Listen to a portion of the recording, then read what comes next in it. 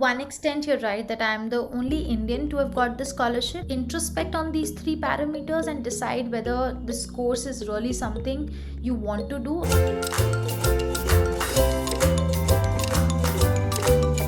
Hi guys, thank you so much for tuning into my channel. I'm Rupal, I'm a chartered accountant and a graduate from Shriram College of Commerce. And today we have decided to turn the tables, and instead of me inviting the other guest and asking questions, I've invited my friend to ask me questions.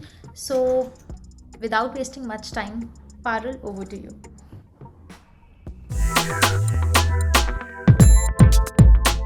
Hi Rupal. Hi everyone. So I want to tell you all that Rupal has got admission in Amsterdam in collaboration with IBFD, and Rupal, congratulations again on your admission. Thank you so much. So I'm here to ask you a couple of questions to just tell your subscribers about course and if they should go about it, how is it helpful. So let's start. So tell us something about this course. Actually, the course is an advanced LLM program in international taxation. As some of you may know, that I have been very intrigued and interested right from the start of my career in international taxation. So this course is an advanced study for that. It's a full-time course which is meant for professionals, and which professionals do generally after master's degree, such as chartered accountants and otherwise. It is from University of Amsterdam in collaboration with IBFD, and IBFD is the world's leading tax research organization. So I'm really excited to tell you more about the course and actually join this course very, very soon. Nice. That's interesting. So how did you get to know about this course? Well, quite an interesting story there. So I got to know about this course way back in 2013 2014, when actually I was doing my articleship. I came to know about this charitable trust organization in Mumbai, India, which is Foundation for International Taxation. FIT actually is the leading organization in India which is promoting the knowledge and the awareness about international tax in India. So every year they have one essay writing competition where they select the 5 best essays of international taxation, and that's the fellowship scheme. And alongside that, they also have a scholarship scheme where they sponsor the studies of one student which they select from all over the India to go and pursue higher studies in international taxation. So back then I came to know about this course because in my organization we were very closely collaborated with FIT. So I came to know about FIT, the course, the scholarship and the sponsorship program back then. What made you apply to this course? Sometimes you have all those childhood dreams, something that you want to do in your life. So I was always fascinated with studying abroad. While I had done my chartered accountancy, I had studied in Shriram College of Commerce, but I also wanted to experience that cultural diversity by studying in a foreign land with best of the minds in the world. So that was one thing which always fascinated me. And then when I came to know about this course, I researched, and the top 3 things which stood out in this course vis-a-vis any other higher studies. So number one, this course covers different modules. These modules are related to the general knowledge about international taxation, and then you also get to select your electives. Electives are basically your specialization sort of a thing, and there are 4 electives. One is transfer pricing, then EU laws, then exchange of information, and then VAT. But what is interesting about the course is this course is not specific to a particular country. So generally what happens in taxation or in LLM sort of programs is the course is designed for one particular country. That is what is the differentiating factor in this course, that it is not specific to one country. It is a generic understanding of international taxation and transfer pricing, and that is one thing which stood out. for specifically for the University of Amsterdam and the collaboration with IBFD. Second, of course, is IBFD. I mean, throughout my professional life, I've always been reading about IBFD, researching from their books, from their library, from their research papers. So when I got to know that this course is actually in collaboration with IBFD, and what more can one ask for if you are in the field of international taxation? So I think that was the second thing for me, which made this course more charming. The third thing is the diversification in the course and the focused approach. So the batch size here is almost of 30 to 35 people, not more than that.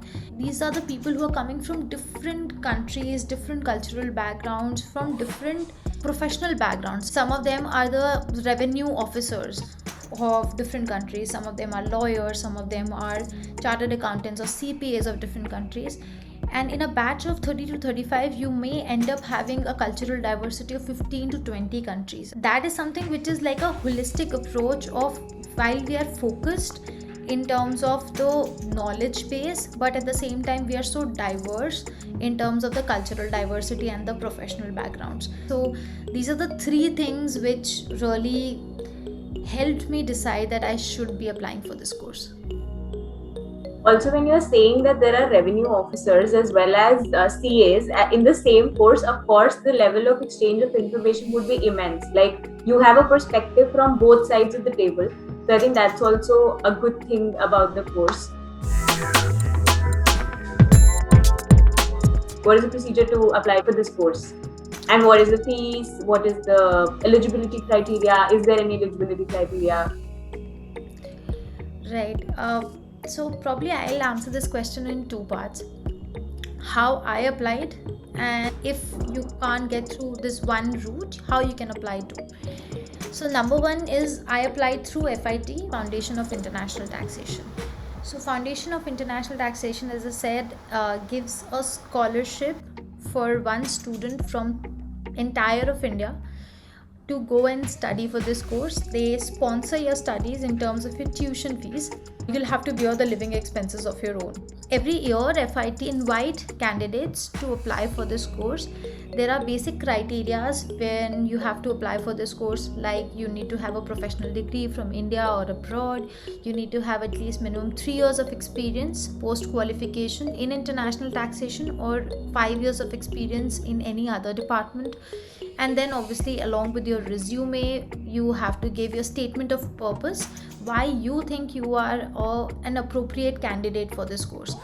So once you apply, then there is a selection panel, and the panel committee comprises of the pioneers in international taxation, and these people decide who's the best candidate out of the group, which has to be selected and sent for this course in Amsterdam. Another thing is that FIT also sponsors another person to go and study in University of Vienna. So it's not only University of Amsterdam, but there's also University of Vienna. Both universities are amongst the top 10 universities of the world for LLM in international taxation. So what I did was I applied to FIT, and there are deadlines to apply for it. I can give it in the description box, the link of the FIT website, and you can find all the details there. You have to apply, generally in my term, I think the deadline was 15th of November. So you have to apply there, and then the panel will select you depending upon your background, etc. And by end of December, they will come out with a decision, and you have to apply to the university. So that's one way. The second thing is independently applying to the university. So if you're not getting through FIT, you can also go and independently apply to the university. Then there are deadlines for that as well, and I can link it again in the description box, the link to the website of university, how you can apply, and the various deadlines for this. The early bird admission is till 31st of December or 1st of January, but then you can also apply even after that. That's, I think, basically the two ways of applying to the university, either through FIT or independently.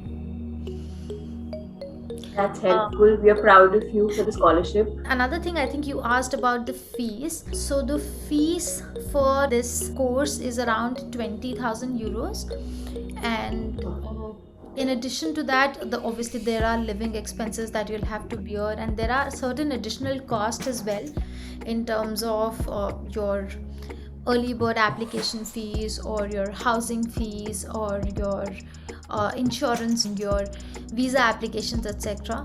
So all of these fees is in addition to the tuition fees and the living expenses. What I can do is I can make a detailed separate video about the cost of studying abroad, but as of now the fees for the course per se is 20,000 euros. It might slightly change. There'll be a link in the description box for the course, and you can check the fees, the latest fees there. In India, you got the scholarship. So, is it that only one person in the university gets the scholarship, or is it that other people also, there are other slots also for people to get the scholarships from different countries? Well, there are two ways that one can get the scholarship. To one extent, you're right that I am the only Indian to have got the scholarship. So FIT gives the scholarship only to one person in the entire of India for University of Amsterdam, and one person for University of Vienna. So to cut it short, yes, from FIT there is only one person who will be selected. But at the same time, if you've gotten in the university, then there are different other scholarships also which are provided by the University of Amsterdam, which is listed on their website. And again, it will be in the description box, the link to that relevant scholarships, etc., where you can independently apply and get through the scholarship. And apart from that, I also want to mention that there are different other charitable institutes and organizations in India which provides for scholarships to people for studying abroad. But obviously there are criterias, and there are certain types of scholarships. They might cover or might not cover your entire tuition fees. They might cover or might not cover your living expenses. And also the fact that there are certain kinds of loan scholarships, which means that they'll give you a loan at a very marginal or nominal interest rates. These are, and then you'll obviously have to return back that amount.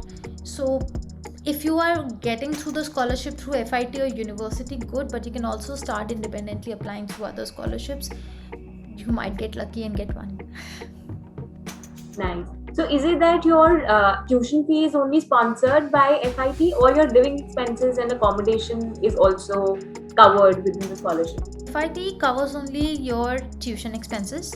They do not cover your living expenses. All the other kind of expenses, whether your living expenses, whether insurance, visa, etc., all of that has to be done by the student themselves. So FIT only covers your tuition fees and nothing else. And the accommodation, etc., also is an important factor here, because accommodation is not residential in university. The accommodation are the student campus areas, which are a little far or separate from the university campus. These are independent student campuses where there are students from the same course, and there are students from different courses as well. There are studio apartments. There you can be in a sharing apartment sort of a situation. So university have a collaboration with these student campuses where the portal will open at a certain date. You have to go and apply, and you can select the studio room or the preference of your apartment as per your choice. So this is also one interesting part, because you don't not only get to interact and live alongside and be the neighbors of the people who are from the same course, but also from different other courses. So accommodation, I'm sure, is going to be another interesting part in this entire experience. Yeah, it sounds really exciting. As you said that people who have 2 to 3 more than 3 years of work ex are eligible to apply for the course. So I'm sure at that time there are a lot of things at stake, and there are a number of pointers that people would want to think about if they are actually going to do this course.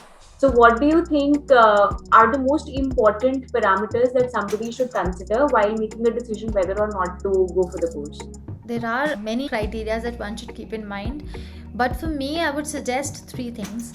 Number 1 is to have your long-term goal in your mind. Why are you doing this course, and what do you want to get out of it? Whether you want a learning experience, whether you want the experience of studying abroad, whether you want to settle abroad, or whether you want to do this course but come back to India and settle in your native country. So I think what is important is one should keep in mind their long term goal while they are actually deciding for this course, or for that matter any other course from this university or any other university. You should not do a course just because someone else is doing it. You should do your own research. You should do and get a perspective of what you want to get out of this course. I think that should be your number one criteria in deciding whether you should go or should not go for the course. The second thing is the cost. Obviously it's not a course which is cheap. It's pretty expensive in terms of the cost, and the entire cost might turn up more than 35,000 euros, right? So this is only the cost, which is the actual thing which is going out of your pocket. The second thing, which is the opportunity cost. So if generally there are professionals who are doing this course and they're already working somewhere, so if for 1 year you're going to do a full-time course, you're not going to be working, which effectively means that your cost is not only the cost which is going out of your pocket, but also the opportunity cost of not working for 1 year. So that is an important criteria for many people. It's not easy to give up that amount of money, but what I feel is it's kind of an investment in your career. If you are focused and you know what you want to get out of this course, probably this is a crucial step in doing this entire exercise. And the third and the most important criteria is your personal factors, because not everyone is in the same boat, right? Someone might have family commitments or some family responsibilities that they cannot just leave and go do this full-time course. So I think introspect on these three parameters and decide whether this course is really something you want to do and what benefit you can get out of it, and then make a final decision regarding going or not going for the course. That's a fair approach. So I think not just for this course, for any course, I guess, as you said, these are the three parameters that one should definitely account for when thinking about applying or not. So if somehow, because of one or the other factors, somebody is not able to make it or is not able to apply for this course, then what are the alternate courses that people could consider if they really want to gain more knowledge on international tax? Interesting question. One, this is a very niche subject, right? So there are leading organizations which are actually providing different courses for international taxation.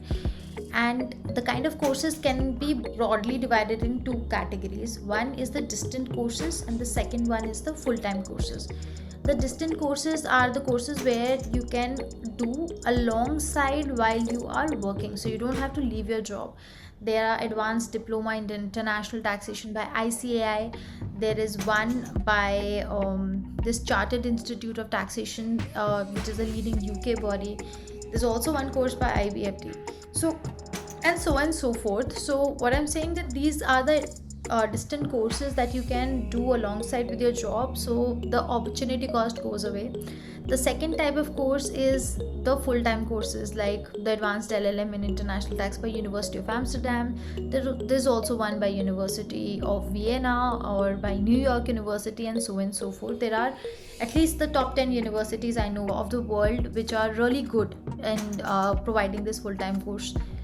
But the problem is that you would have to leave your job because it's a full-time course. But the pros of this is that you get such opportunity to interact with the global minds. You get to have a diverse intercultural experience. You get to have these experiences of moot courts or case studies, or these how treaties are negotiated. And so it's not only the network that you build, but you also get this in-person experience of so many things, which is offered only in a full-time course and not in a distant course.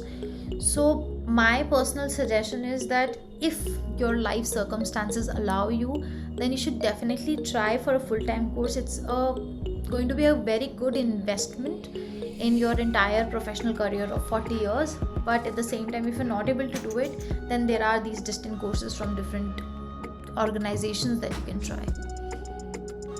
I'm sure a full-time course will really widen your horizons and expose you to situations you haven't seen before. A lot of personal development awaits you. last but not the least, an important question, that what is your expectation from the course? So how do we see Rupal like a year after she has completed the course? Where do we see her? Well, fingers crossed. I really hope that after this course I can embark on my journey to become a global leader in this international tax space, and be a part and get imbibed in the international tax returns. So I am hoping to do that and get something out of this course. Thank you, Rupal. Thank you so much. The answers are very, very helpful for people who are right now considering if they should go for, if they are into international taxation and they're thinking of what else they could do to fast track their career or gain knowledge at a rapid pace in the ever evolving framework that you have for international tax. Thank you so much for sparing time and having this Q&A sort of a session, and I really hope whosoever is watching this video, it really helped them. If you have any other questions, put it down in the comment section below and I'll try to answer them, whether it's regarding international taxation or CA or any other questions which might help in your professional development. And once again, thank you, Parul, and thank you everyone for watching this video, and we'll see you again in the next video. Till that time, please take care, stay at home, stay safe, keep visualizing your goals and dream big. Bye.